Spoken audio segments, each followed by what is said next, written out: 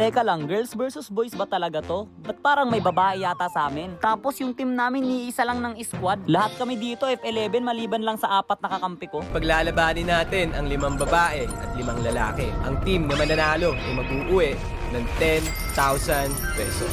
Yun yun!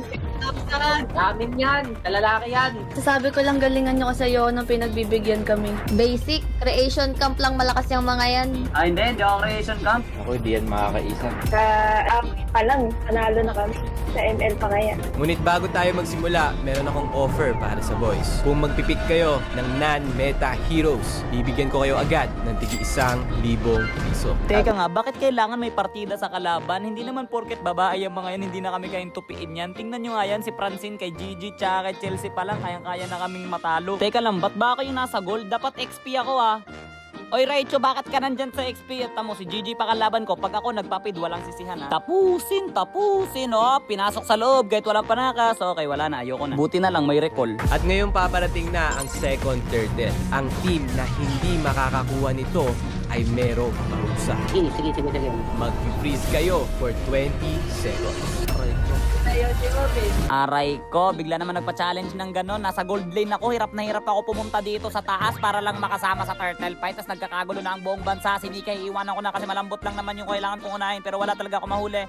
Opa, huli ka balbon. Washing, watcha. Sabay alis na parang watcha. Sabay alis na parang nating happen. O, tara, turtle tayo.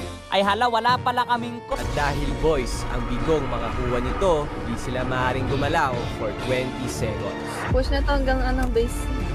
Huwag kasi! Patayin niya na. Lono, minama tayo dito. Alam niya bang hindi niya ako kailangan patayin? Namatay. Lono, maawa naman kayo. Pre, hindi ito yung first time na hindi ako nakagalaw. Kung kailan naman pwede nang kumilos, patay pa rin naman ako. Wala din anong gagawin. Eto pre, nagkakagulo ang buong bansa. Papakitaan ko kayo ng pangmalupitang third petrify. Huli kayong lahat sa akin, Asar! Nasar ko na yung mga bird, Asar na yan. Asar talo yung mga yan sa akin, Ano ba to? May purify ba to? Parang gusto ko bumawi kasi lagi niya ako kinakawawa sa gold, Ano? Teka lang, buhay pa yun? Akala ko buhay pa rin, Tapos nung late game na pre, lagi ko nang inuuna sa Chelsea kasi ang sakit-sakit niya masyado. Dapat hindi siya hinahayang mambato ng donut. Kaya yan, diba? Pinipitas ko siya ng ganyan. Tapos bigla siya nag-anano. Tapos grabe, bumili siya ng immortality. Grabe naman yung pinakataan kami ng buy and sell sa mukha. Tapos nakaligtas pa. Halimaw talaga itong mga babaeng to ba? Teka lang. Kalmayin nyo lang. Uy, kalma lang.